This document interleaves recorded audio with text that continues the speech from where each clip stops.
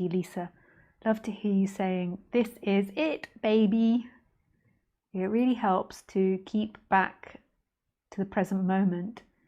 Could you please relate more about this non-dual point of view? Thank you for your sharing. Yes, Mara. So this is it means this moment is all there is. And it gets like infinitely complicated and infinitely simple when you go into it. So in quantum physics, dare I say this, I often get emails or messages later telling me I got it wrong. But in quantum physics, there is the idea that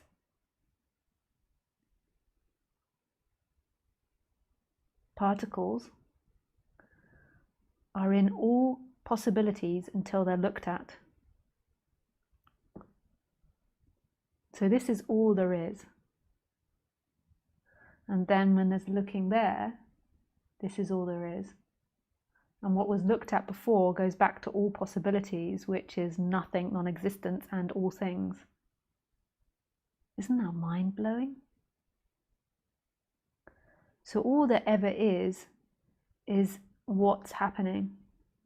And it seems like there is multiple people looking in on this dream, but everybody is having their own unique dream.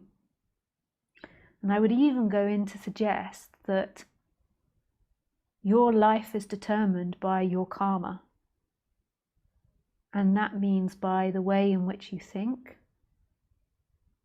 and the way in which you feel. And your life goes off in that direction. So if you feel like the king of the universe, then more than likely you'll accumulate lots of wealth and you'll be really successful. I'm not saying that's better. I've realized now from working with many people that accumulating lots of resources comes with a very difficult karma as well, because then everyone wants the resources. So the king comes with, I am the king of the world, but the king comes with an inherent competition because he already thinks, I am the king of the world. So he's already has that feeling that he is better than and superior to other people. So then he's always in competition with everybody.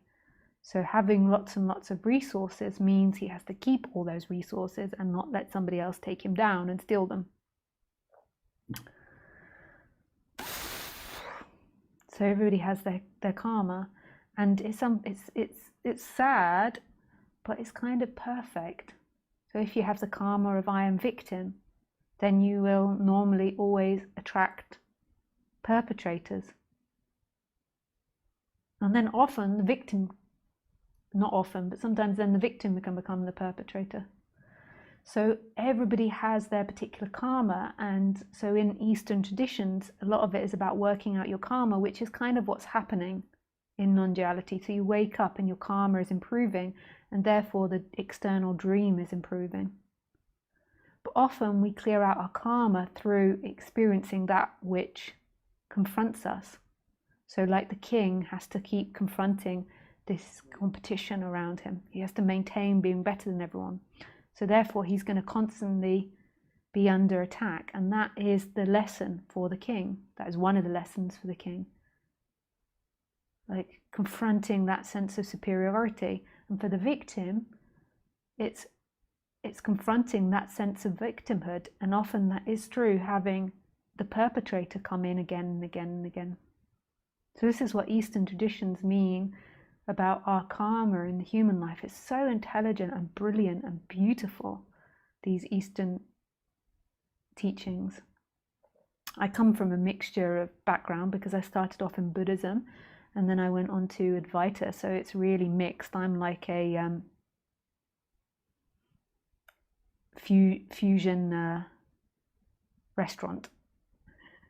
So I've got Western psychology, Western philosophy, which is freaking rocks, but on its own it's very limited. And then you've got non-duality, the Buddhist practices, it's really like a fusion. And that's what's so amazing about the Eastern traditions come over to the West now, is because they're forming something new. They're taking on the Western flavor, which is beautiful. Like Western culture has so much to offer. Often we're putting it down. But it's so intelligent, all these teachings, and so precise. Oh, I also studied Chinese medicine. So I also went off to China. I've never been to China, but I studied Chinese medicine. And chakras, which is kind of, I don't even think that's Indian. I think that's a fusion between Indian Hinduism and Western psychology again.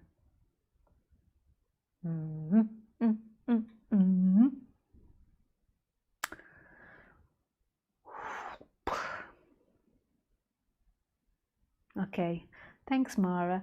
So this is it. So even though I just told you all this story about karma, we actually then come back to this is it, baby.